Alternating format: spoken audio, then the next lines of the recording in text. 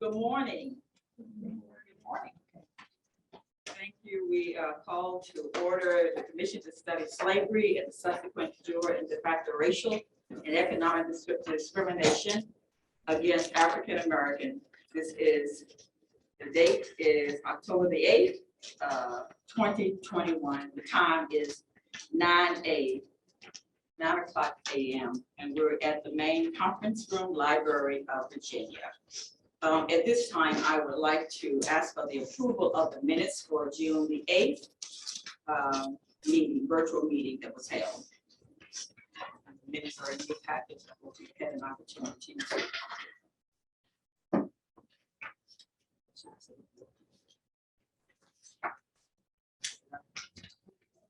Oh, yes, I apologize. I need to call a roll first. Thank you, Senator.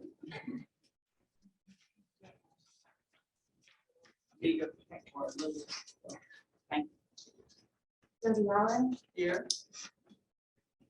Edward Ayers, Delegate Cole, Andrea Douglas, here. John Kinney, Here. Senator Locke, Here. Delegate McQuinn, Here. Sandra Needy Alexander, present. Xavier Richardson, Present. Karen Sherry, here. Daniel Watkins. Madam Chair, you have quorum. Okay, thank you. We do have a quorum. Before I ask for the approval of the agenda as I did, first of all, I want to welcome everyone and thank you for coming this morning and making your time available for this particular meeting. I think we're going to have an exciting meeting today. We are very blessed to be joined by Dr. Ava E. Carruthers, who will General Secretary of the Standard Profit Conference, who will present to us this morning. And we are delighted to have her and that she took the time to come and grace us with her presence. And so at this time, also we have to, Senator Locke and myself will have to leave close to 10 o'clock for another meeting, the Redistricting Commission meeting. And so at that time, I'm going to ask someone else to take over and continue the meeting if it's not completed. But we're going to try to get through as much as possible to bring Dr. Carruthers on, and so that she can make her presentation, then give you an opportunity to have some discussion about it.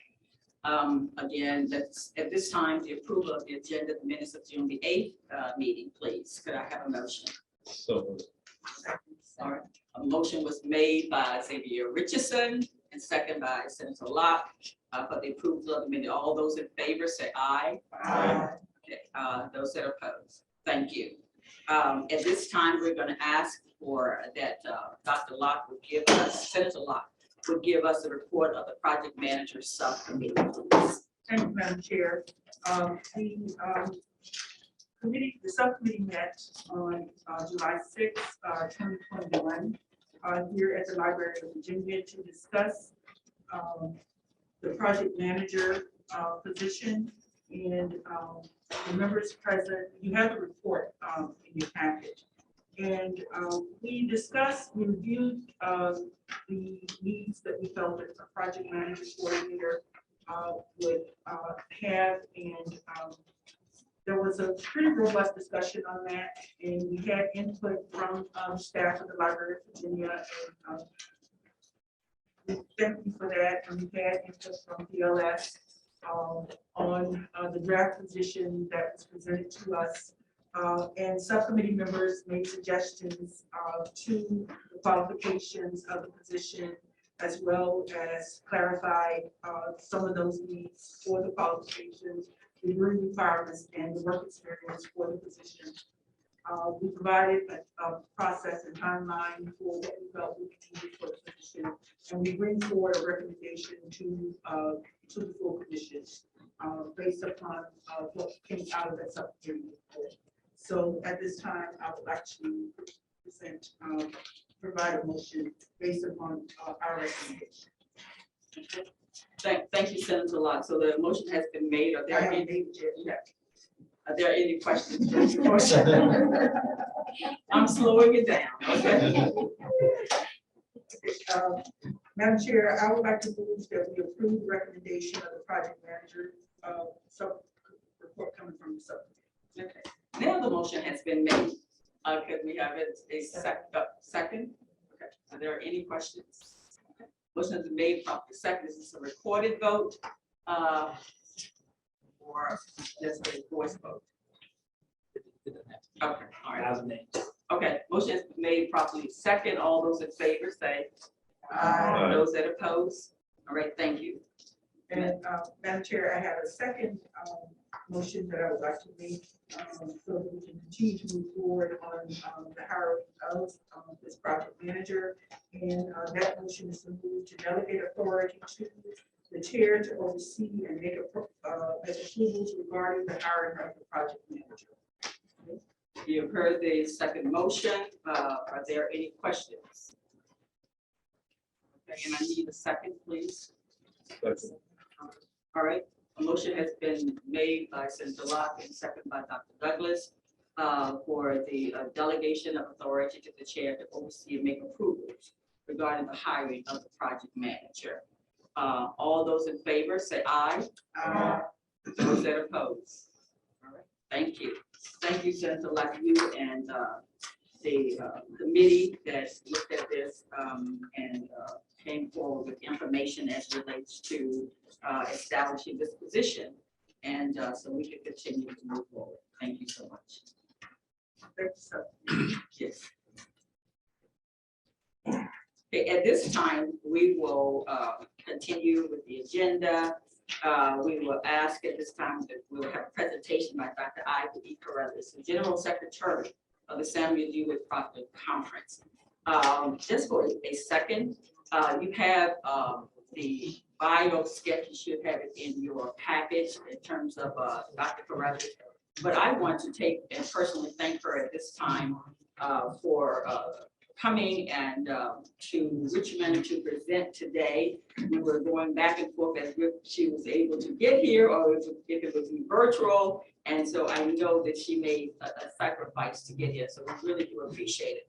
But I want to say to her personally, again, thank you for her work. When we were having conversation about the establishing of the commission to study slavery, Dr. Carruthers didn't feel it robbery to put her all in helping to again put the establish the legislation and to move it forward and to give me guidance and to advise me. And so I want you to know that we, in the state of Virginia, sincerely appreciate all your help and your thanks in terms of helping us with this.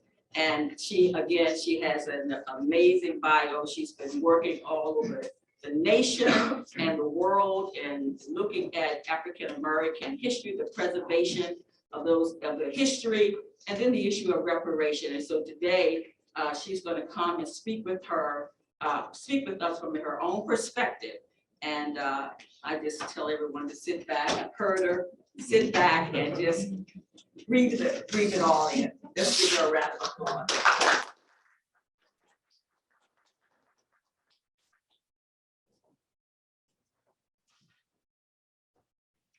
Of course, my greatest challenge will be the technology.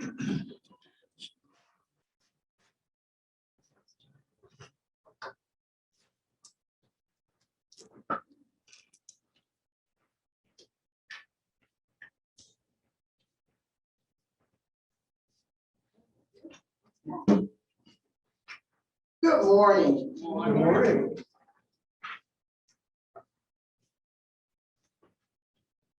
Give honor and praise for this gathering and for your commitment to take on this sacred work.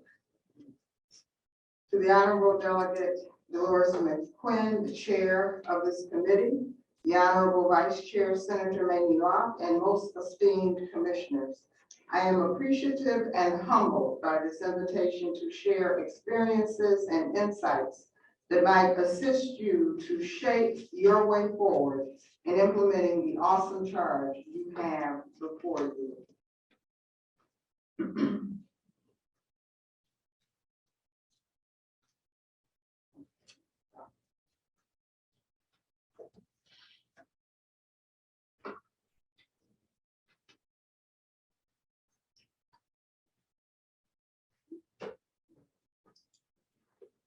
I greet you in the spirit of the audacious and inspiring legacy of Ida B. Wells Burnett, whose words spring forth as an invocation of the journey ahead of you.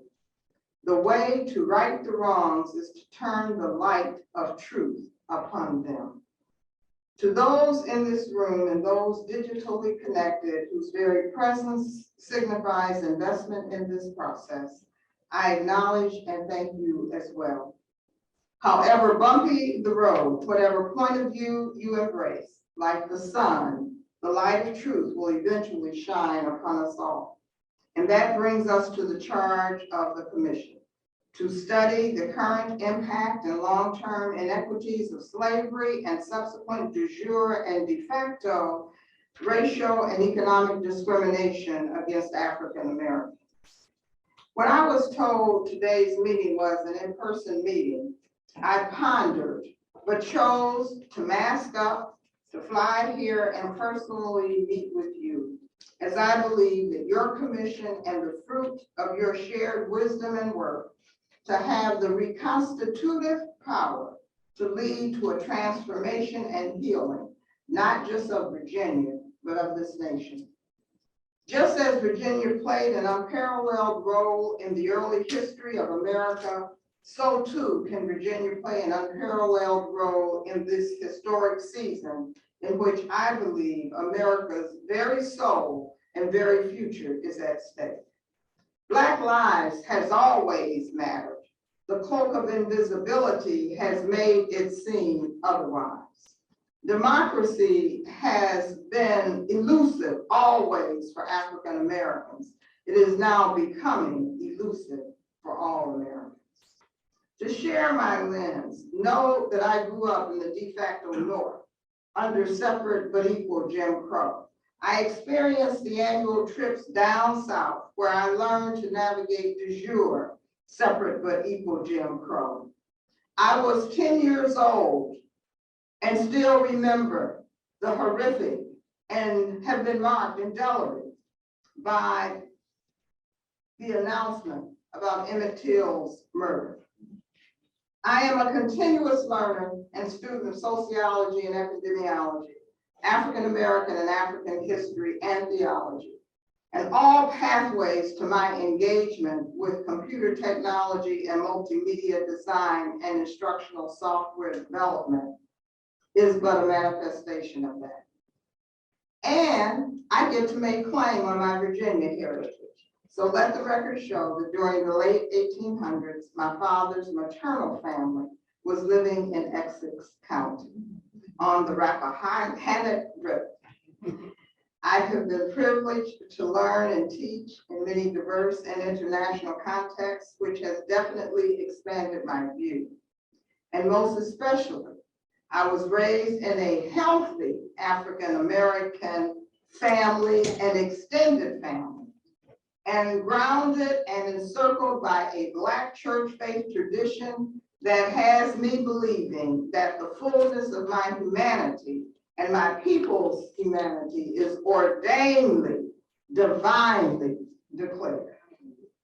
I was asked to speak this morning to three general topics. One, my past experiences, research, and findings in the context of the commission's charge. Two, my work in the area of reparations and the efforts of other states. And three, how might my work continue to inform the work of the commission. In short, at the heart of the commission's charge is to study and produce the evidentiary argument that substantiates and addresses centuries of physical, spiritual, emotional, social, political, and economic discrimination and harm, their protracted inequities and current consequences for African Americans in Virginia. And there are many, many exhibits to be submitted.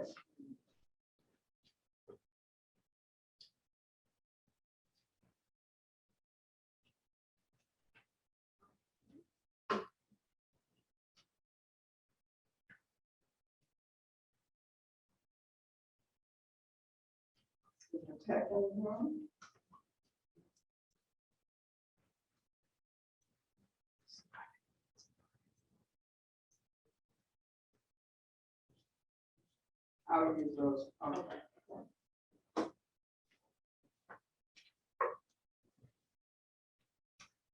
So I just want to give you just a few. I know you know many, many more. The White Lion, remember that ship came to Port Comfort with 20 or more enslaved Africans.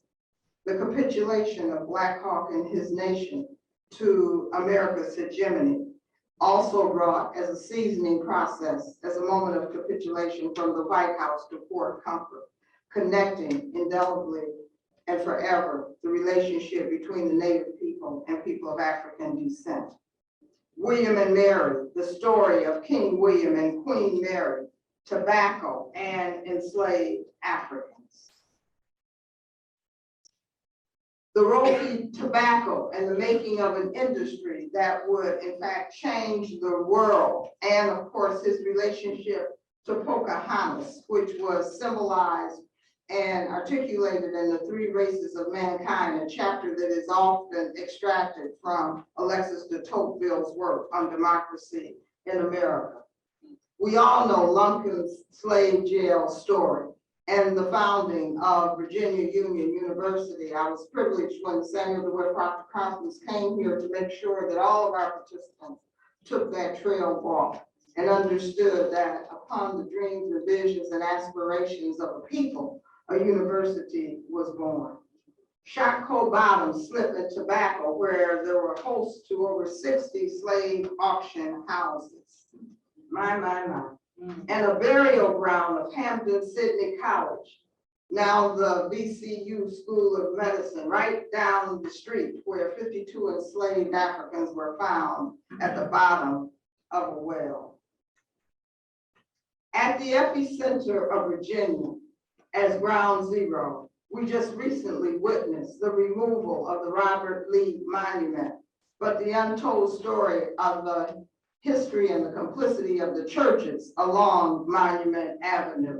Lerone Bennett has told us that image sees and image feels and image acts. And so as our children both witness the erection and the sustainability of those monuments, as well as the coming down of those monuments, we are reminded that image sees, image feels, and image acts.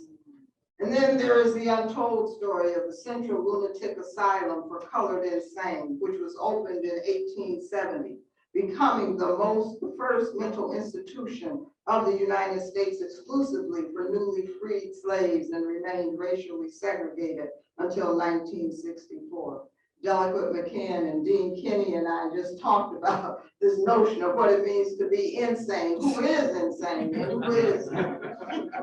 And then none of us should not understand what it means for Henrietta Lacks to walk into Johns Hopkins Hospital and then leave forever to change the world by her own immortality, by the exploitation of her DNA.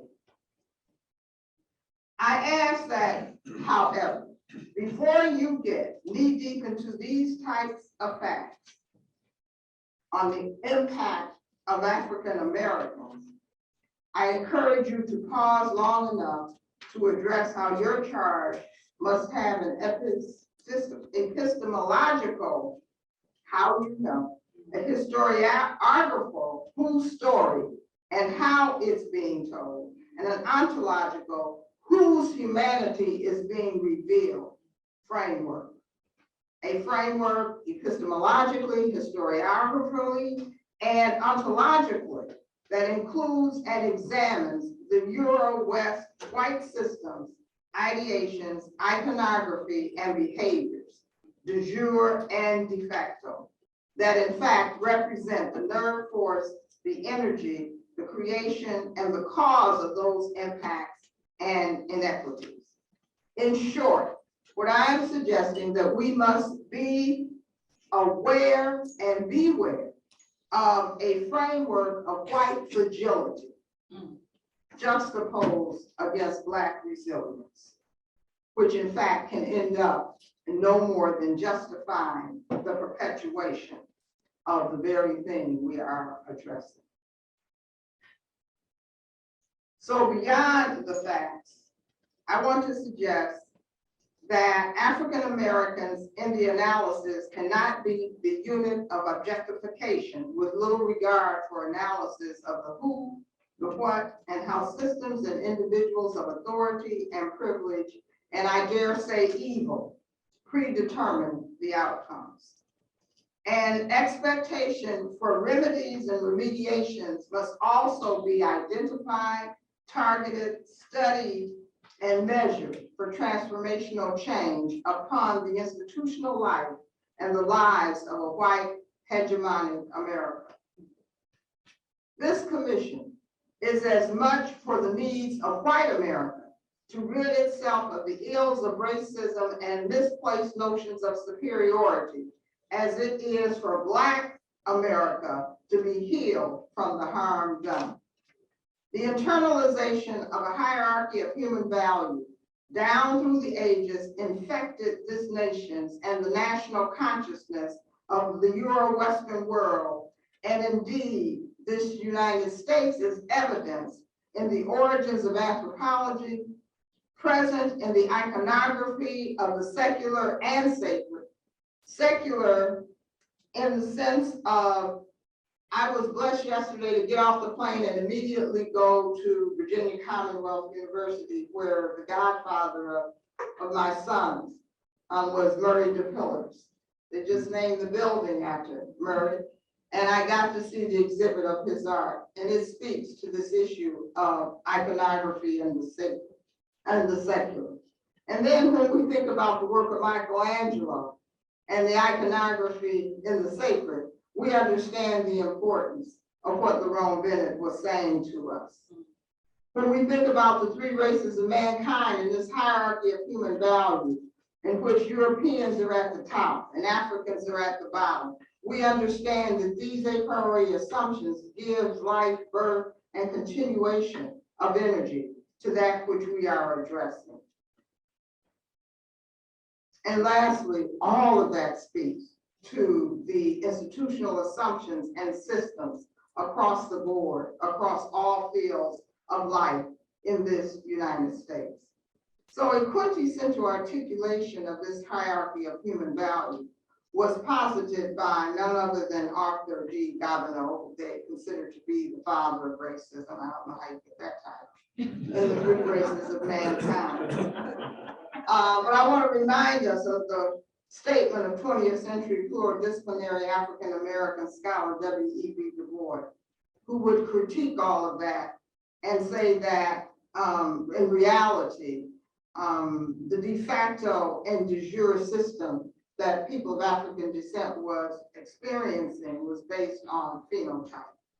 Now I'll come back to that, but I would argue that for us to truly understand current and long-term impact, a thoughtful analysis should be informed by and take into account today's changing landscape. I want to share with you a quote from Monica Williams, University of Louisville Center for Mental Health Disparities. I think it informs your work. She says, quote, "I think we as a culture need to make some major changes in the way we think about harm caused by historical trauma. We now know it is not simply in the past, but continues to influence descendants through both social and genetic, that is epigenetic mechanisms.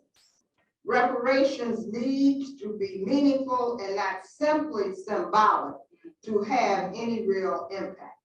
So what does that mean? For me, it means that the biogenetic sciences, epigenetics, genomic sciences, neo-eugenics, artificial and augmented intelligence leading to targeted data mining and psychosocial manipulation and moral injury, let's look at Facebook, must reframe the context of systematic racism.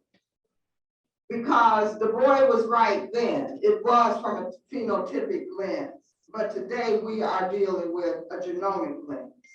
And we have to account for that as we integrate the reality of epigenetics into the charge that you are taking on. As we think particularly to closing the racialized wealth gap and reparations, we should be reminded how big it is and how long it has been so intractable. The median wealth between whites and blacks today is $188,000+ to a mere $24,000. Median young black family wealth is $600, contrasted to median young family wealth of about $25,000. I want you to know that it is your Richmond Federal Reserve which is engaged in some of the most significant research on closing the wealth gap, modeling a more sophisticated methodology to inform understanding of the typology and interaction between the racialized, what I call the connective tissues, which sustain the wealth gap between blacks and whites in America. But in the end, reparations can never be fulfilled or reduced totally to a financial transaction. There is not enough money in the world to compensate for the trauma and horror my foreparents experienced over the centuries. However, in 1964, Martin Luther King said, and I quote, "While no amount of gold could provide adequate compensation for the exploitation of the Negro American down through the centuries, a price could be placed on unpaid wages." The United States remains an essential actor within the moral, economic, and political epicenter of human rights for all. What you do in Virginia may begin in Virginia, but it can reverberate throughout the world. Thus, I remind us that the charge of this commission and the work you are engaged in is a part of a global web, a system and network of ideas, institutional relationships, actors, and remediation strategies that have the power either to sustain or intensify the growing inequities in the world, or in fact, transform the world to close those gaps. And now I want us to think about this phrase from generation to generation. I was asked to share my journey into the reparations work and how it connects to the vision of this commission. Reparations may appear to be a new conversation to most in America, but it really is not. I and many of my colleagues stand on the visions and sacrifices of Callie House and her generation. In 1894, she and the Reverend Isaiah Dickerson and Reverend Augustus Clark founded the National Ex-Slave and Mutual Relief Bounty and Pension Association. Affectionately referred to as the mother of the reparations movement in the United States, Callie House said, "We deserve for the government to pay us an indemnity for the work we and our foreparents was robbed of from the Declaration of Independence down to emancipation. My whole soul and body are for the slave movement, and I am willing to sacrifice for it." Now, I define reparations as a process to remember, to repair, to restore, to rejoin, to replenish, to set right, to make amends and reconcile. Reparations can never be singularly reducible to monetary terms. I've already said that. To do so makes a mockery of the real significance of reparations as an end in a process of distributive justice, human atonement, and redemption. Reparations is a process which compels a corporate and/or individual acts to confess to a moral wrong, culpability, and accountability for offenses that led to beneficial gains or harm to others. Now, part of the messaging that I hope this commission embraces is to evidence not just the protracted and transgenerational harm and inequities experienced and absorbed by people of African descent, but also the protracted and transgenerational resistance, successes, and victories to which African American communities can witness and testify. With that perspective, from generation to generation has real meaning. It certainly has real meaning to Black people of faith. It means passing down the experiences, the hopes, the spiritual, intellectual, and economic assets from generation to generation, no matter how meager. It means knowing and celebrating you are still here, despite all the obstacles put in your way to deny our expression of full humanity and opportunity. I suggest that an important paradigm shift is required to usher in truth-telling and reparatory justice in the context of transgenerational harm and transgenerational enrichment and benefit. From generation to generation demands attention to the beneficial gains and enrichment that has come from one's racial identity and white privilege. The individual narrative cannot be separated from the communal and national narrative of who we all got here, where we are. And we do know that truth-telling is difficult. So I offer you the ancestral blessing of my sister, Dean Kenny's sister, the late Reverend Dr. Katie Cannon, womanist theologian, who, by the way, taught for years right down the street at Union Presbyterian Seminary. Her words speak directly to you this morning. They certainly speak into my personal and professional embrace of the remedy and demand for reparations as inseparable from the act of truth-telling. And Dr. Cannon declared, real simple, even when people call your truth a lie, tell it anyway. Even when people call your truth a lie, tell it anyway. Your presence and the evolution as a commission, along with those of other states and a national movement, were incubated and nourished over decades by the untold contributions of many whose truth will just not die. I owe a lot of my early work in reparations to the mentorship and friendship of the late Dr. Lillian Anthony, professor of George Mason University. It was Dr. Anthony who was moved by the oral histories of her students from Prince George's County about relatives buried on the Mount Vernon plantation. Don't tell me about the power of oral history. These conversations led her to seek and secure a research grant in 1982 that led to the slave memorial at Mount Vernon. She was informed by a grounds employee, an old Black man who told her about the graves over there, over yonder, of many enslaved Africans. And it was their shared commitment to engage the community in truth-telling and healing that is now a part of that historical record. Yeah. I was blessed to support her in that research. This was the same period in which my work as an educator and multimedia software developer to teach African and African American history to children heightened my awareness of reparations in a Pan-African and global context, connecting historical evidences of the transatlantic slave trade, and I always say slave trade system, so that we're reminded it was a system. Yeah. The impact of people of African descent throughout the world and its internal impact upon the continent. By 1989, the late Honorable John Conyers had drafted H.R. 40, the bill in Congress, and with an uncompromising tenacity, called on the United States to establish a commission to study reparation proposals for African Americans and the impact of slavery on African American descendants.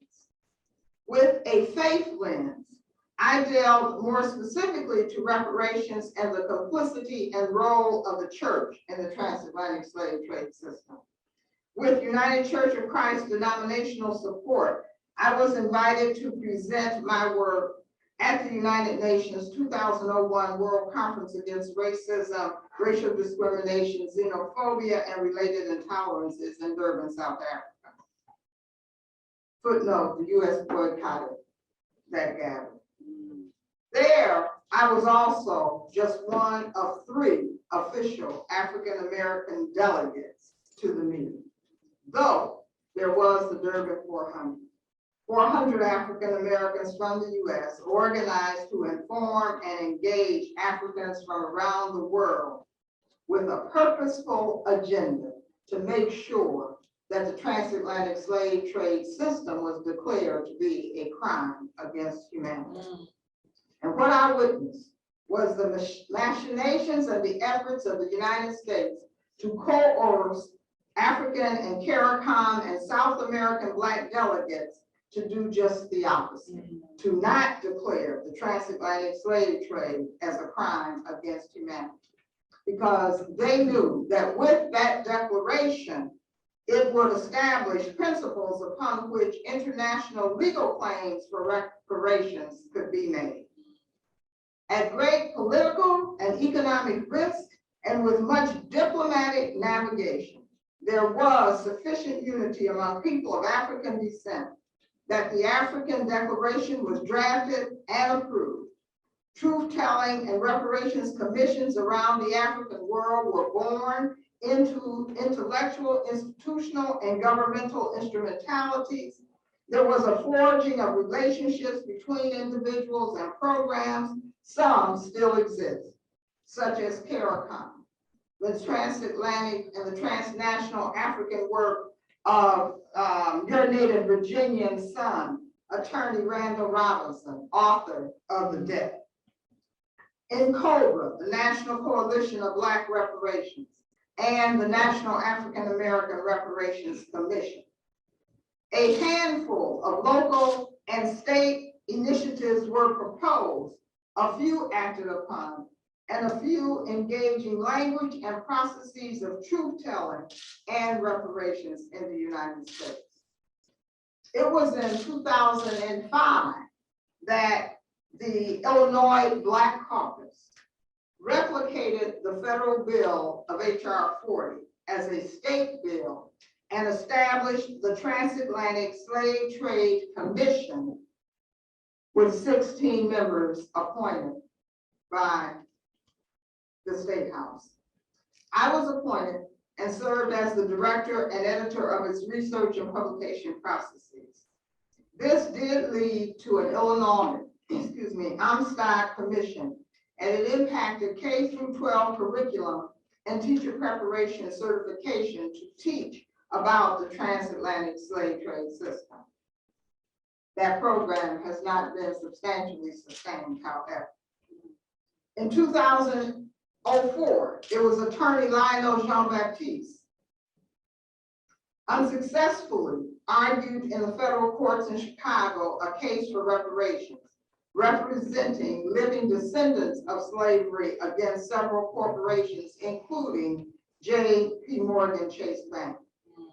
Ultimately, the case was dismissed, but out of it heightened the credibility for making such legal arguments and mobilizing community engagement.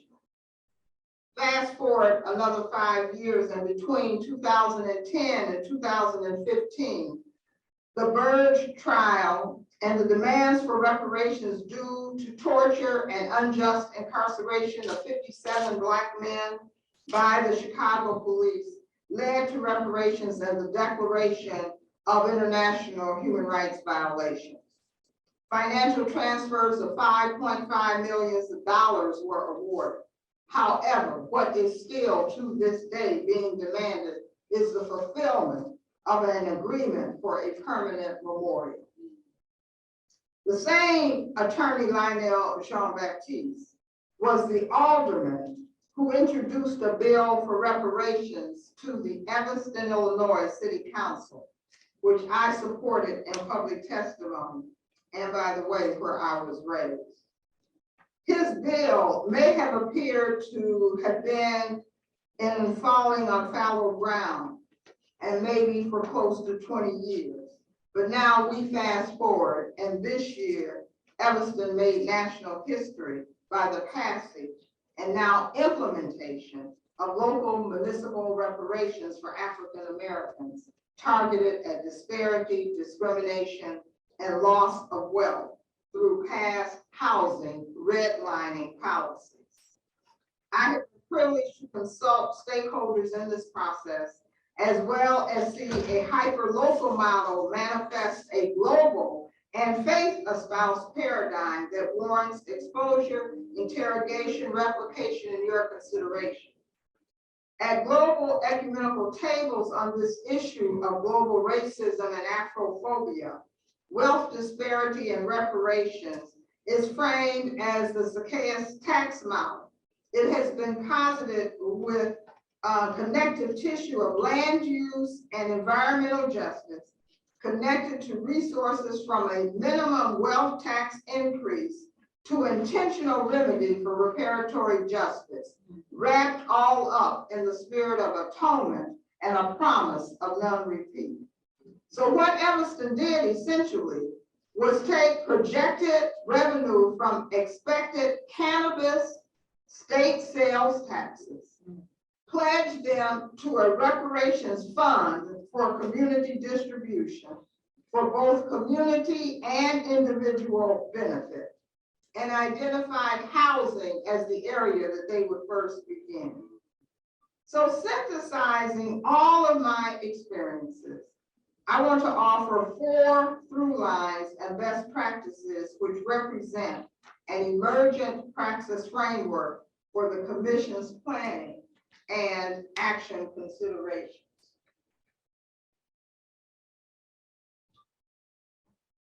There are 10 broad areas of study, impact and outcomes, as a methodological way or a typology, so to speak, to categorize the work being done around truth telling and reparations throughout the world. They kind of include the following: formal apology and establishment of a Ma'afa Institute. And by Ma'afa, that means the great suffering. In our experiences, most of us talk about it as a Holocaust. 2, the right of repatriation and creation of an African knowledge program, largely centered around family and genealogical histories and communal histories. 3, the right to land for social and economic development. Funds for cooperative enterprises and socially responsible entrepreneurial initiatives. Resources for health, wellness, and healing of Black families and communities from a moral injury. And moral injury and harm done need to be connected in this new way forward. Education for community development and empowerment. Affordable housing for healthy communities and wealth generation. 8, strengthening Black America's information and communications infrastructure, that is addressing the digital divide. And 9, preserving Black sacred sites and monuments. And of course, repairing the damages done, the transgenerational damage done from the criminal injustice system.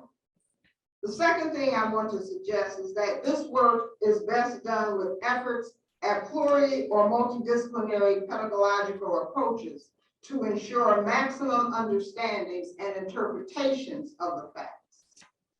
Thirdly, this work is also done with an expectation that there will be differing and competing truths, warranting the interrogation at the intersection of points of view that differ from the African American experience.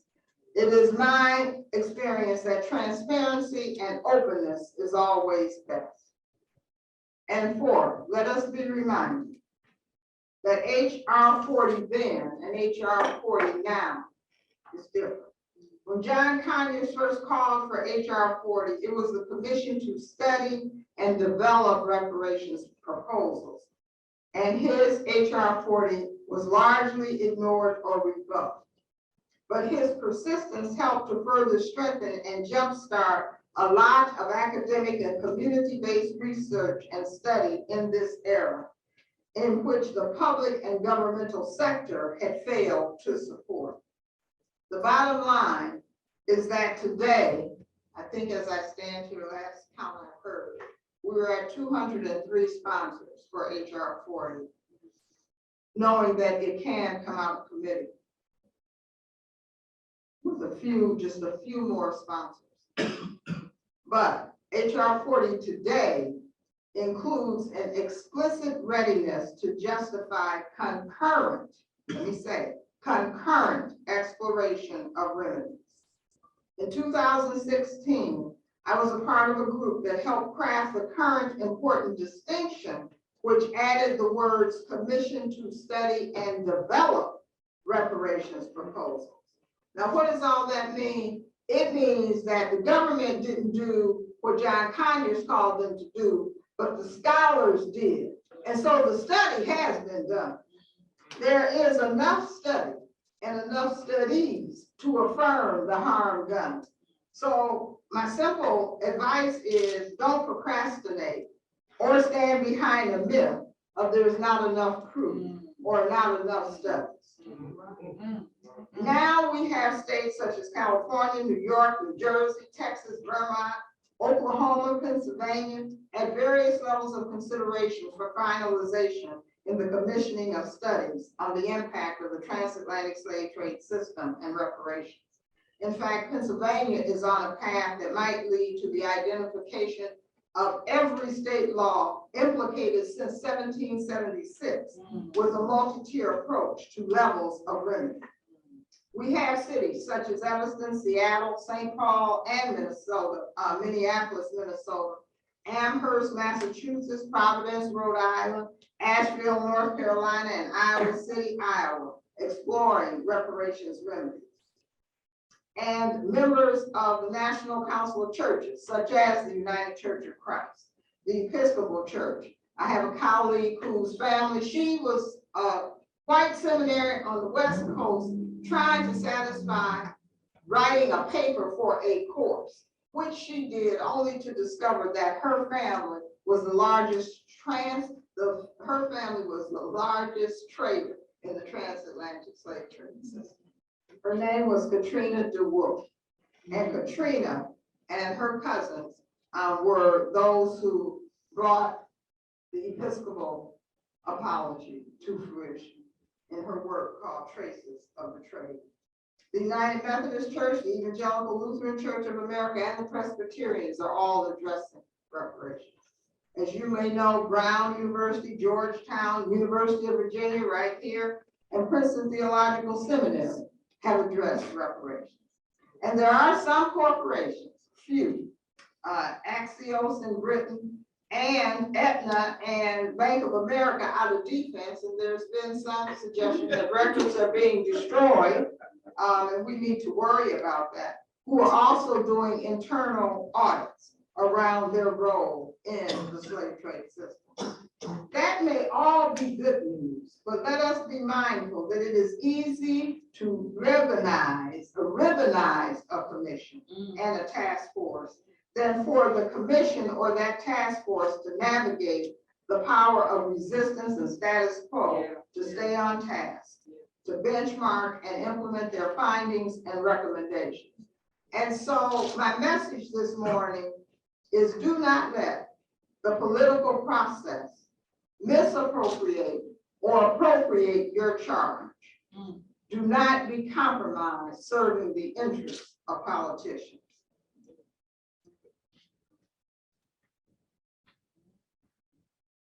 And therefore, I consider you entrusted with an opportunity to lead a nation. My journey over the years has certainly led me to implore you to consider a few things. Do not carry out this charge with blinders on or naivete about systemic, organized, and bot-driven counter-messaging and messengers against the intent of your commission. Just this week, it was announced that the top 12 sites on the internet that relate to Christian sites and African American sites are driven by bots. AP and North report that in 2019, 74% of African Americans are in favor of reparations, but only 15% of white Americans. The facts and truth-telling may find light of day, but rest assured, as we meet today, there are at least 20 states also considering banning the interdisciplinary studies of critical race theory. Georgia, Idaho, Oklahoma, Alabama, Missouri, Texas, Utah, West Virginia, and Arkansas, last time I checked. These bills have even centered arguments against studying or forbidding studying Reverend Dr. Martin Luther King's messages, as he is labeled a socialist and a communist. Historicizing the enslavement of people of African descent as no more than an immigrant native is also occurring as revisionist history. And now to Black children in 3rd grade, there are textbooks which suggest that African Americans were no more than agricultural workers. Efforts to force and mandate publishers to get approval as state adopted textbooks. And those textbooks stay in the K-12 marketplace for 10 to 15 years. Infusing instruction around democracy, diversity, and immigration by theories of replacement and displacement of American values and American heritage, dividing us against each other. I would also say, don't be fooled to think everybody in your kin and kind will embrace this charge that you are taking on and think as you do. There are naysayers and opponents to even having these conversations, and those who do not want the language of reparations or reparatory justice as a part of equity and justice discussions because, quote, they further divide. Admittedly, some of these opponents are people of color. Yeah. It is critical that you give focused attention to how engagement, education, and sustained public and community-based participation is assured. To be successful, public education and participation must and cannot be underestimated. Yeah.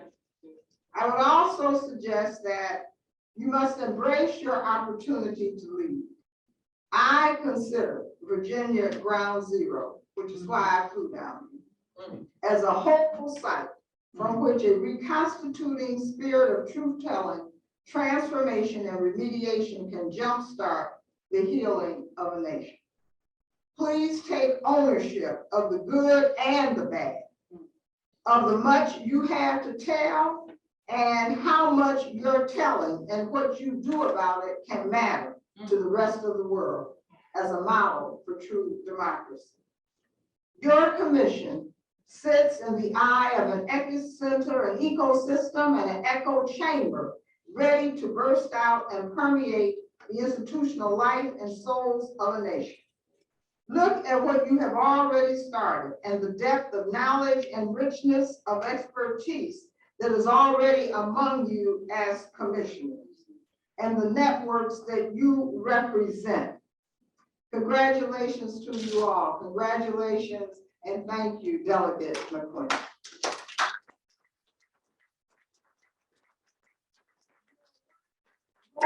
It should be contextualized as state and local, but its reach can and should be global in its impact.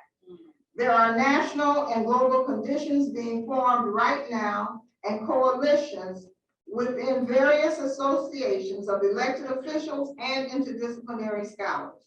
I expect and suspect that some of you in this room will take even more responsibility in this area.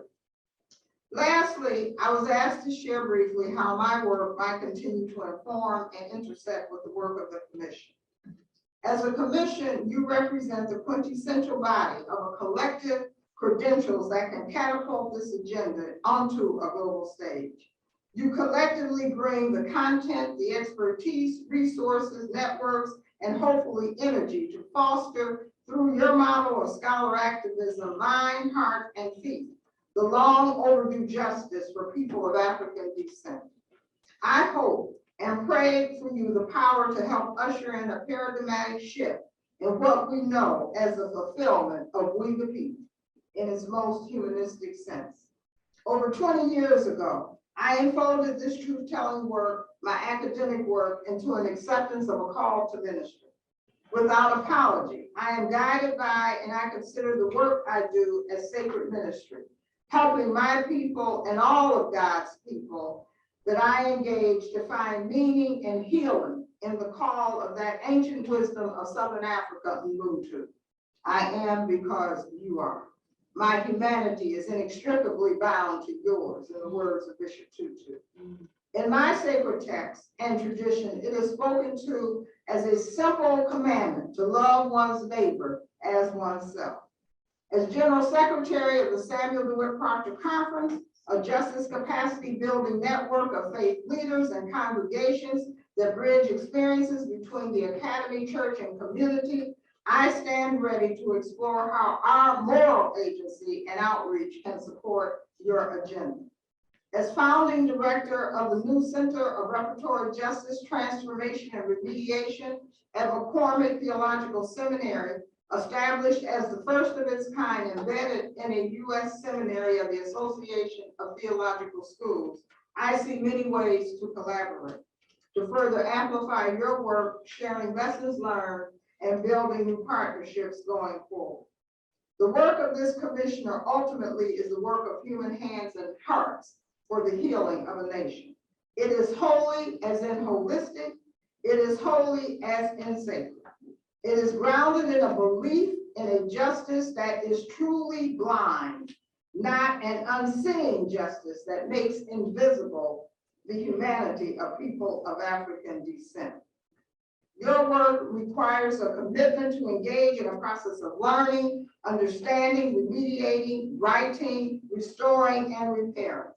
The ripple effect will be felt by what you do and by what you don't do, but your work will be difficult.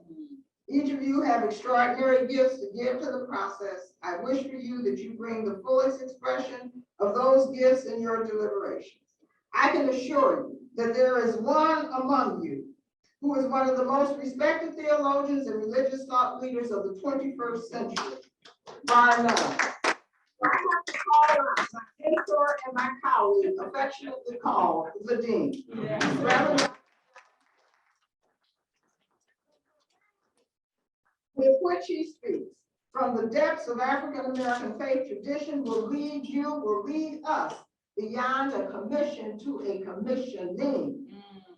His insights will surely cut through the paths of despair in the excavation of the truths, of the facts, as you commit to this soul work to be healed. For those of you who have been at the Elmina dungeon, slave port in Ghana, you have seen the plaque that mirrors the legal maxims of reparations, an apology, and a pledge of non-repeat. It simply reads, in everlasting memory of the anguish of our ancestors, may those who died rest in peace. May those who return find their roots.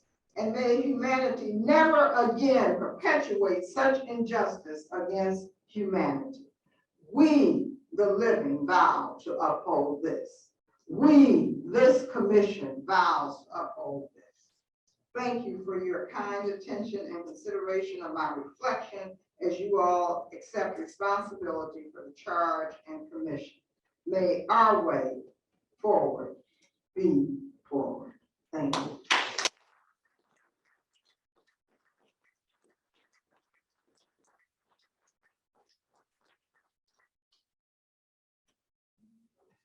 I know you got to run. Yeah, but then, I mean, you know, we're talking about, you got to deal with redistricting.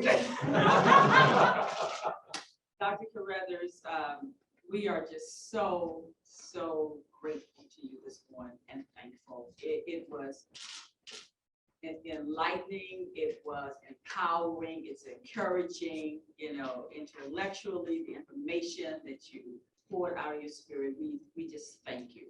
And I do have to leave, but I just want you, listen, you know how I feel about you, and I'm just grateful for you being here. I'm going to ask the delegate code to take over, and we're going to, if you would allow the commissioners to ask questions and continue to, dig in and pull out in terms of the information that you have to share. But again, we're just so grateful to you for being here with us and just helping us to get started, to get it moving and to make a difference. And I believe we're going to do that in the Commonwealth, in this country, and certainly international. So God bless you, love you, and thank you again. Thank you so much.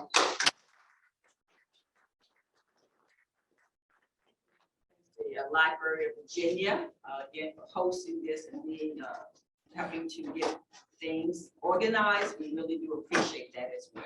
Okay, and I will be talking to you. Okay, thank you. Delegate. Good morning, everyone. Excuse my tardiness, but I'm glad to be here now. Dr. Carruthers, thank you so much. And I guess we'll open it up to the commission first. If anyone has any questions, any observations they would like to ask. I want to first thank you for finding it fitting and proper to be here at Ground Zero, to be here with us in person today. But more importantly, thank you for all that you've done over the years. I know this has been a thankless task, but yet you've persevered, and that hopefully will give us energy to do the same in the small tasks, relatively speaking, to what you've had to do here in Virginia. We come from various backgrounds and various levels of knowledge and experiences, and I feel like I've been drinking from a fire hose today. It's great. One, I hope that this has been videotaped and we have access to those of us who are slower learners will be able to digest it all.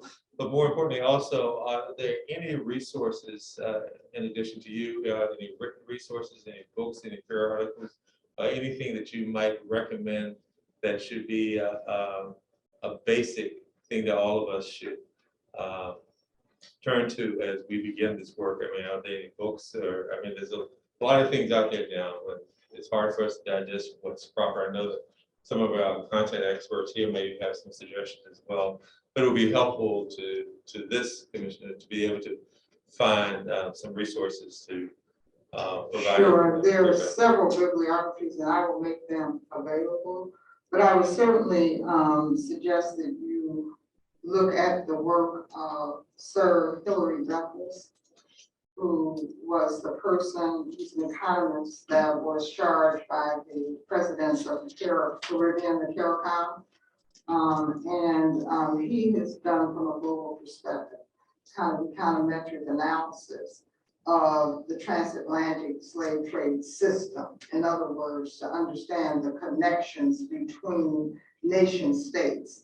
And therefore, out of that work and the model of the CARICOM Reparations Commission was born multiple commissions around the world, from Brazil to Nova Scotia to the United States, etc., all engaged in doing this work. But there are several bibliographies that I'll make. Thank you.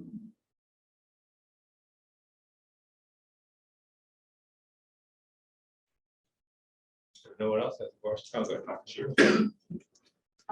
First, Dr. Carruthers, I want to add my expression of gratitude for you sharing your wisdom and experience with us. One question I have is, in all of your experience doing this work, what is the greatest challenge you encountered? I can imagine it's maybe particularly white people being resistant to embracing reparations because of a sense that, well, those things are in the past, we're not responsible for them. That's my guess, but I'd be curious to hear your insight into some of the biggest challenges to moving. I think that's a part of it. I do think it goes a little deeper in the sense of not being able to acknowledge the evil that exists, that undergirds the denial, and to be able to justify it. I have a colleague who's taught me a great deal. He was in advertising and marketing when they piloted what's called now relational marketing. It was making you think that blondes have more fun, and they were selling you perfume, cocoa to be specific. And it is this notion of simulacra, which is now the whole field, which suggests that the real becomes imaginary and the imaginary becomes real. And that is what is happening. I mean, the capacity of those with denial to change the very words, the very constructs, the very assumptions of a democracy and make what they do seem like a democracy when it's the opposite of a democracy is amazing. And so it is the confusion around what is good and what is evil. It is the refusal to be able to acknowledge the humanity of African people. Which is why I really want us to caution that all the remedies can't be about Black people. See, we've been here before. The Carter report said this nation is moving towards two societies, one Black and one white. Every remedy they suggested was a remedy attached to the Black community. And yet they acknowledged it was white supremacy. So where were the remedies which dealt with dismantling white supremacy? The challenge is going to be making sure that we have an understanding of the ways in which white systems, white iconography, white relationships, all of that undergirds not just what happens in Virginia, but Virginia as the United States as the epicenter of the way in which the world is organized. And this notion, just look at this. I mean, one of the most significant works coming from a white scholar is white fragility.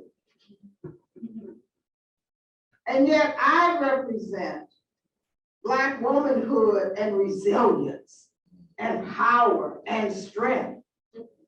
But white people are fragile, so we can't take them too far and too fast with this conversation. That's a myth. That becomes a smoke screen. So intentionality around the use of language becomes important. When I taught children, I taught them the difference between the notion of freed men and enslaved men with privileges. There were no freed men in the South. There were some Blacks who were enslaved and given some privileges to pretend they were free. Language is really relevant. The Atlantic Ocean, as one of our colleagues says, the Atlantic Ocean didn't enslave nobody. It was a transatlantic slave trade system. And at the bottom of that ocean, hundreds and thousands, not millions of bodies of African people. Just like the 54 in the well here at the medical center. We got to figure out how to process all that. Nobody has the answers. We're talking about centuries of protracted ma'afa.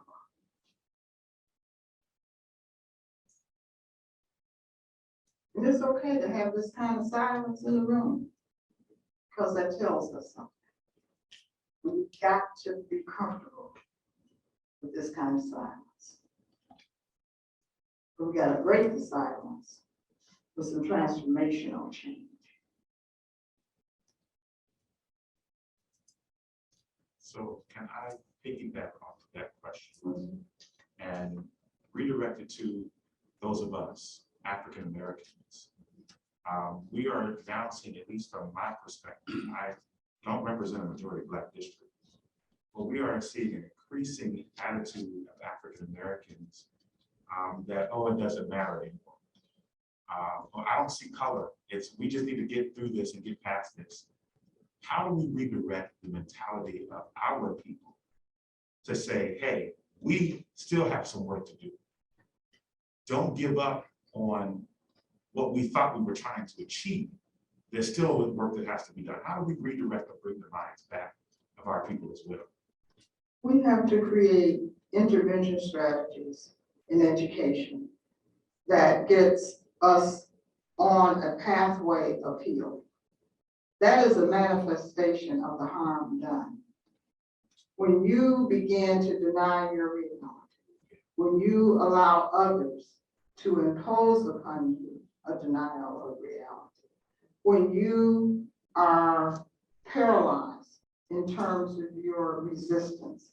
I had a student once say to me, and I think it's been one of the most profoundly impactful statements, as she reflected on transgenerational differences. She said, "Doc, you know what? I think Black people have lost their insult button. And we got to make sure our children have a sense of who they are so that they still carry an insult button." And so I say that some of what we have to do requires us to take responsibility for the telling of the story, for the sacred memory. And we have to do that regardless of whether other people do that or not. But at the same time, we've got to have an intervention strategy for white children. I mean, that is equally important. And it does matter. If you cannot confront the truth, then look at what happened on January 6th. And right now, we got people really believe January 6th was an act of democracy.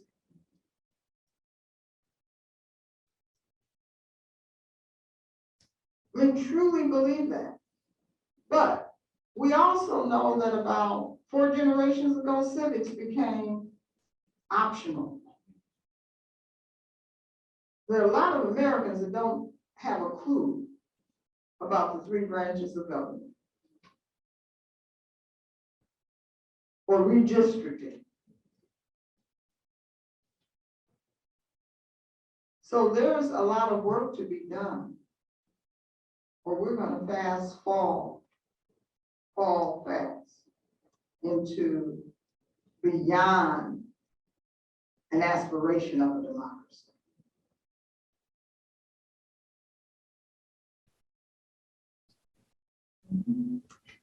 Thank you so much for your words and for taking all of us down a historical narrative path of really understanding some key moments in American history. I would actually say that America has always been aspirationally focused on freedom and democracy, but the reality has never actually manifested itself to its fullest extent. I was wondering, just on practical ways, this commission has a lot ahead, a lot of things to do, a lot of issues. What would you say would be the top 2 or 3 areas that the commission could potentially focus on as part of its first steps moving forward? Well, I don't know that I can really answer that, but I would say that the first step would be to kind of do an asset map of what's been done, what you already know, and identifying the areas that will allow you the greatest capacity to succeed. And by succeed, I mean keep engaged and knowledgeable the public, to be able to create the momentum and the support that is necessary for the long distance race. Back to this question of challenge. One of the challenges we always find is that people think of reparations or this work as a destination. And it's not a destination, it's a process. So it's the difference between thinking you're gonna get on a plane and you're gonna fly over and you're gonna land at this destination versus you got to go upside the rough side of a mountain and figure out how you come down. And so being able to understand this is for the long haul, it's going to be painful. Being able to figure out how to connect the dots so that you're not reinventing the wheel.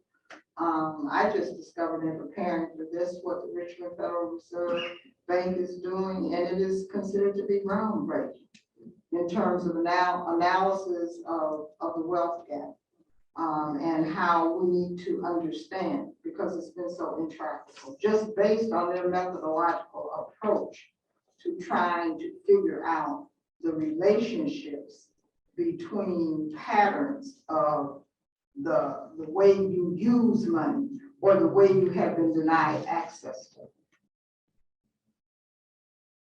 Thank you so much. Yes. Dr. Carruthers, again, thank you so very much. Over the years, consistently, one of the underpinnings of all of this is simply the fact, in an oppressed environment, once people get privilege, possessions, position, and power through oppression, the goal of existence is no longer truth, but a word that sustains my privilege, power, position, and possessions. One of the things though I think about sharing with this commission and being privileged to share with all of the amazing gifts that have invested in this moment is that oftentimes when we do work like this, this work allows us to keep everything at arm's length. That is, we're examining a phenomenon. We're engaging a condition of existence. And I think one of the key elements of work like this is it ought to engender some personal engagement, where you begin to recognize that the very fact that you are privileged to sit on this commission is, and you may have done all of these things, I'm only speaking personally now, that it may also indicate how you have been tutored, equipped, and promoted to be a custodian of the empire. And that you've never fully examined how even the very invitation to sit here may be indicative of the fact that you have moved through the process well enough that you have known that the empire now says, you can do this for us. So this work, as I sat here and listened to you, became an intensely personal moment and not just a reflection about the work that we're called to do. And that was the point I was trying to make about the appropriation. The politicians and politics are designed to maintain the empire. And so appointments to commissions like this can make you move into a state of self-accolading and self-aggrandizement so that you lose sight of what the charge is.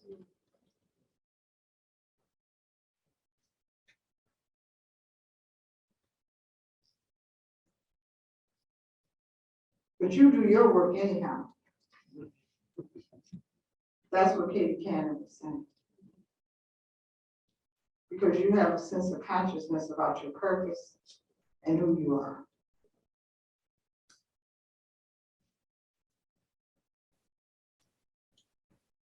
If we don't have any more questions from the commission, Dr. Carruthers, if you would so allow, would like to open the floor for questions to you from the audience as well. This is not public comment. This is just if you have questions, the presentation will open to the audience.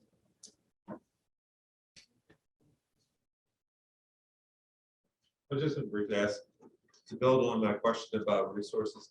Are there any resources that you would recommend to the layman? Because as we begin to do this work, we're going to have to convince a lot of people who are not going to be interested in reading the things that we're going to be reading. I mean, there are a lot of books out there who are sending conflicting messages. Do you have any recommendations of something that the average layman can read to understand why this work is so important? Well, I think, you know, the average layman now, Yeah, unfortunately, doesn't read. Right, so we have something. No, I think You have a that good there day. are some multimedia resources for Yes, sure that thank would be very helpful, yes. Thank One of the ones that we did most recently was a piece we put together called Plush Mouth, because we did a truth-telling commission around the Elaine massacre in Elaine, Arkansas. And the descendants of that massacre testified. And it's very powerful piece that was synthesized into a 45-minute video. But yes, I will definitely give consideration. Thank you. Mhm.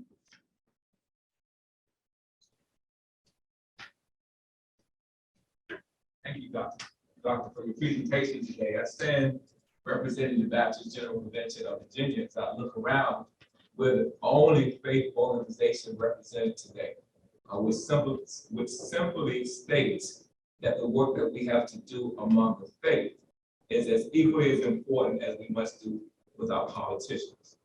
So that the truth telling and the real work of what has happened to our people needs to be lifted up in a way in which we all move to what community looks like and what our total goals are to accomplish the work of this commission.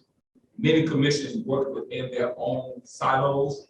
I think one of the work I would suggest is that you would touch bases with the various segments of our community and bring the real work of community together in such a way that we are not allowing you to do the work alone, but we're walking alongside you with the philosophy of having your back and with the determination that is necessary for us to teach it to our children. If someone asked the question about how do we write this in a way that the average layman can get it. If the children understand true from lie, right from wrong, slavery from freedom, American democracy from America's nightmares, then certainly if our kids get it, then we would do more than just give it to the layman, but we would do what you mentioned earlier from generation to generation. And so our children see what we do. Our churches are with you in what we seek to do. In addition to my being here, Dr. Emmanuel Harris is here, who is the president of the Richmond Ministers Conference. And so among the Baptist groups, we're present. And we will share it with the Virginia Council of Churches and their general minister, who happens to be an African-American woman, Dr. Mary Ann Glover. And we will walk with you all as we tell this truth, tell this story, and do this work as a commonwealth. And you're right, it all started in Virginia. Why not allow it to unfold and become what this real American joy and dream need to be in reality, and that we don't have a nightmare constantly, but that we can really fashion the hopes of our ancestors and all of our people and what it means to be the kingdom of God and the beloved.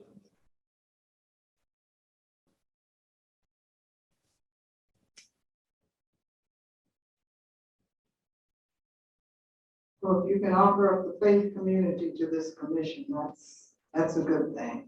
And you broaden that, because when you peel back the layers, when you go in any community, you will find the faith community present. Because there's something about doing what's right. There's something about justice. There's something about righteousness and truth that is found in all faith traditions.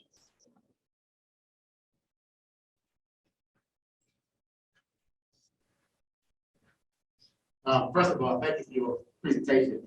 It was just, I can't even put words on it. As a pastor, what would you say that we need to do when we reach that segment of the population that says, yeah, I study all you want. When it comes to change, nothing ever happens.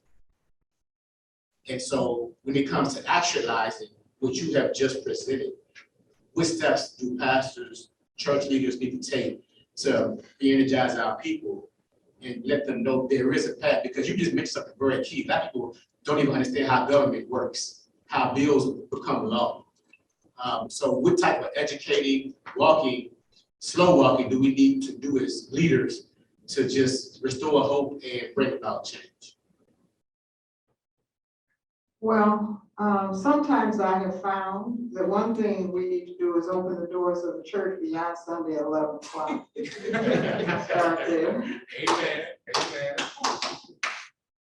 We need to walk the walk and model and come from down off the high pulpits and create environments that are safe, that are accessible, that are, create educable moments. So it does not matter when and where you enter, you will find affirmation and a reason for engaging in community. And most especially, we have to remember our Ebenezers. We have to remember the history and how we got there. And so much forgetfulness has occurred. So I think it is about creating transgenerational spaces where churches can begin to rediscover what their mission and ministry is. And it's not about the mega church. It's not about brick and mortar. If there's something good that has come out of this COVID-19, it is about the need to understand the irrelevancy of brick and mortar and think that you're doing church. So all of the above. Dr. Carruthers, I want to just first just say you are brilliant, you are bold, and you are beautiful. And as I have sat here and listened to the lecture this morning, my spirit, as my dean stated, has become personally invested and connected to the greater work. I would like to ask you, as an African-American woman, scholar that you are, for all of these many years, how have you stayed in the struggle? I'm not even going to enlarge that question. When there's so many things that cause us to just want to sit down. Because I default back to what Dean said. I know I'm privileged. And I know I saw my grandmother walk for miles as a domestic, carrying white women's clothes that she had washed and ironed, and went back over the bridge on the other side of town to deliver. And I dare not feel like I got it right, that I've earned a position as such that I can be forgetful. All you have to do is remember. And you can find the strength. Now you have to do self-care, but you also, if you remember, you will realize that you have been entrusted. And we dare not have the right to abandon the aspirations, the visions, the sacrifices, the blood, sweat, and tears upon which we do what we do. So that's what keeps me going. When I walk down the hall in my house, I got a picture of Mary McLeod Bethune. I got a picture of Sojourner Truth. I got a dial of Harriet Tubman. I remember my grandmother sitting in that, coming down the steps from upstairs, sitting, cutting up an apple. And she was sacred. Every word she said was sacred to me. When I went into that African Methodist Episcopal Church, and my daddy would play the part of John the Baptist, or my Dorothy's father would be Jesus, the Easter pageant, right? All of that keeps me going. And so I count it all joy. So I do what I do the way they did what they did, to be able to claim the not yet in the already.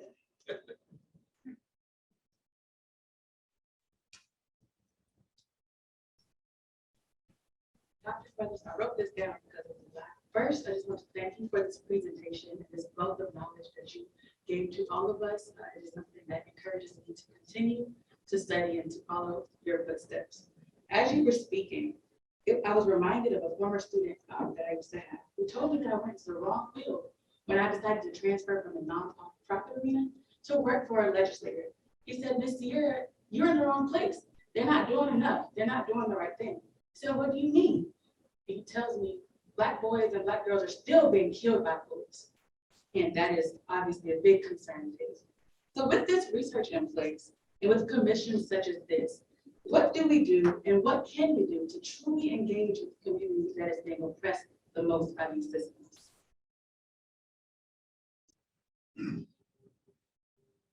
You have to, I think, have the spiritual fortitude to stay committed. You have to be very intentional by understanding that you can't do this work alone, and you have to have community.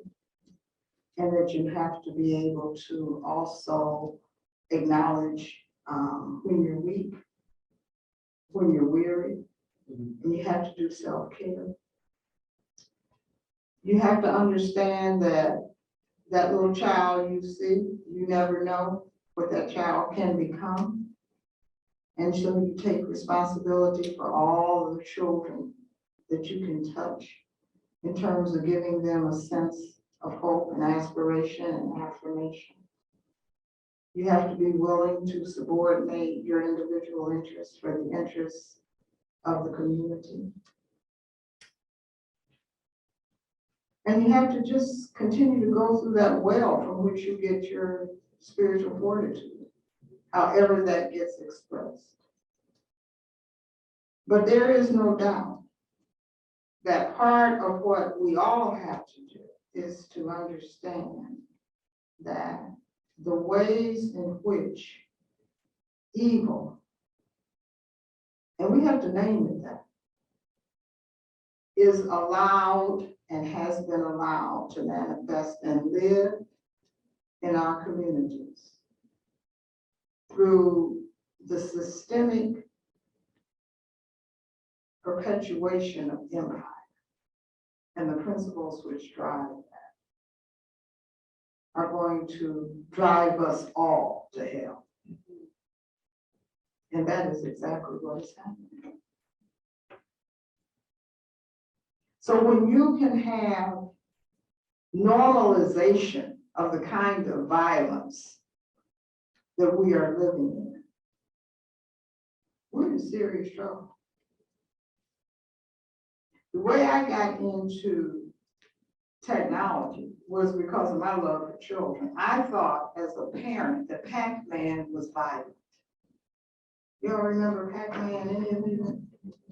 And so I said, I'm gonna teach children something about their history to counteract what I thought was cultural violence. And I told my brother about it, and he laughed at me because I was going to do a handheld toy based on Quiz. And he laughed and he said, what are you going to do a toy for? He said, why don't you do software? I said, what's software?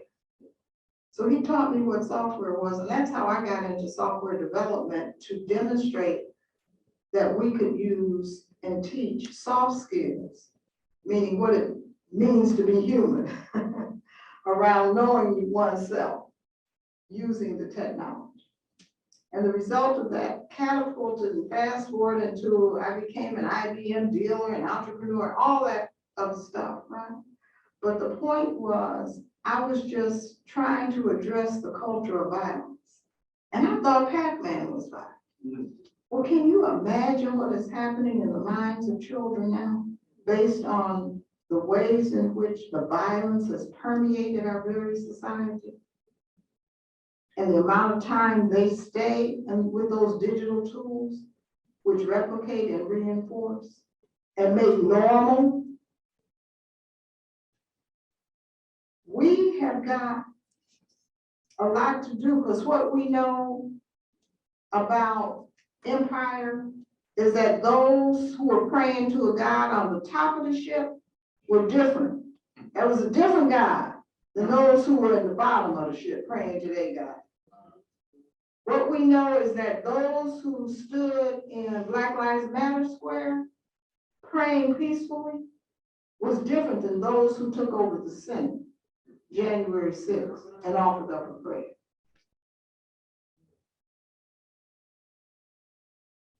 So this starts with our very theological understanding about who's God, who's justice, what is right. So yeah, I am a woman. Yes, my dear friend Bill Lucy, who Martin Luther King gave 10 minutes to say, give us a mantra, and Bill sat there in a hotel and wrote on a napkin, I am a man. And yes, that iconic picture of ain't I your brother? But we got to move beyond raising the question of the humanity of those who are oppressed and begin to raise the question of the lack of humanity of those who represent the empire. And that will take us on a different trajectory and pathway of remediation or remedy once we start making those kinds of distinctions.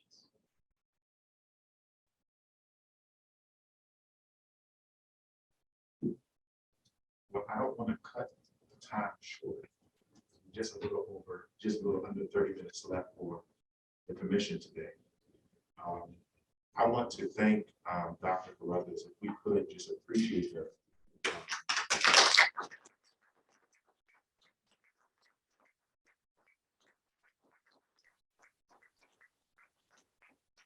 I quote the words of St. Gabriel, blessed are you among women. So thank you for your time today.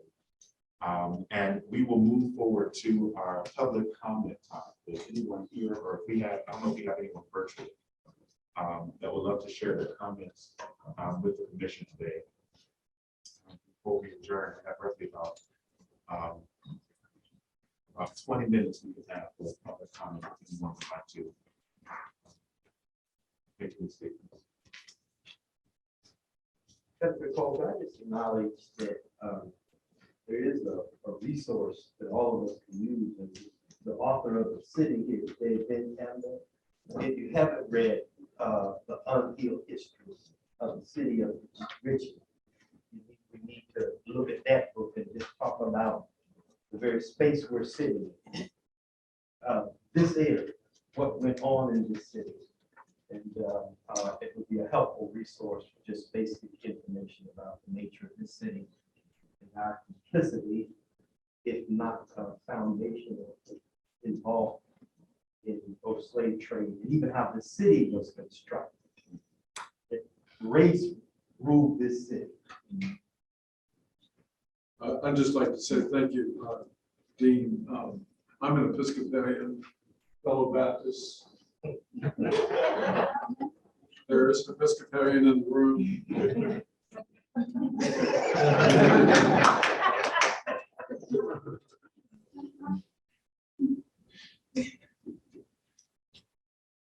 We know if we have any presence online, if there's anyone requesting to speak online.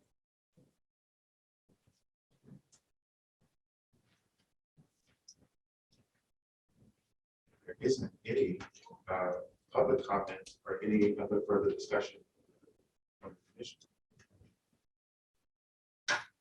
Okay, yeah, okay, so. Yes. I would really like to take on some of the recommendations of Dr. Carruthers. I like the South End asset map. We have a lot of material out there. And I think getting a handle on that material and what that material provides at different levels would be really good. Because we have materials that were produced by and for the scholarly communities, by and for the political communities, by and for the general communities, by and for the K through 12 educational communities. And I think looking at that and then looking at the resources, the primary resources are really important. And I know that the Library of Virginia has a wealth of information, but a lot of that is also scattered throughout the Commonwealth and actually in a lot of different states because Virginians traveled and with them traveled their materials. And so I think that would be a very good and important step for this nation. In light of that, one of the questions might be for us, what's the timeline for actually acquiring a project manager or director? Because I would think that some of this work, at least if it's guiding us, would be have direction from that project manager or director. If I may, Mr. Chairman, Mr. Chairman. We have an informal timeline that really begins tomorrow with placing the ad, and we're going to go through a recruitment process. And as you did today, you gave Chairman McQuinn the ability to kind of oversee that process. So we are prepared to move very quickly, because we know we got some catching up to do. And we will keep you all informed as we go. So we're ready to go tomorrow.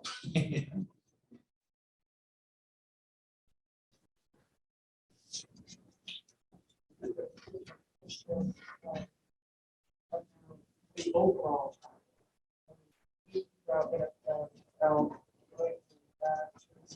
Thanks to Dr. Carruthers for what she shared today. But this, this is a lot of work, this could take a long. I'm just wondering, what is our overall? I don't see all this being done by next year. Thank you, Mr. Chairman. Originally, this was a 2-year commission. At your first meeting of this year, you authorized Delegate McQuinn to put forward legislation to extend that period. And that experience, the typical extension is 2 years, but I think that Delegate McQuinn might be thinking something about longer based on the presentation today, and just looking at the amount of work that has to be done. So I guess the best answer is we don't have to have any restriction on time. We can go from being a 4-year commission to being a permanent commission. Just get that legislation passed. And I think now we certainly have been informed about the work that has to be done. So we have better perspective. Is the legislation in the pipeline or is it? Yes. Delegate McQuinn is already requested.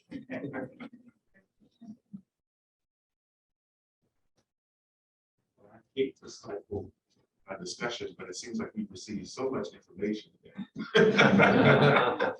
And I think we have received our marching orders. And number one, we as a commission know the work before us.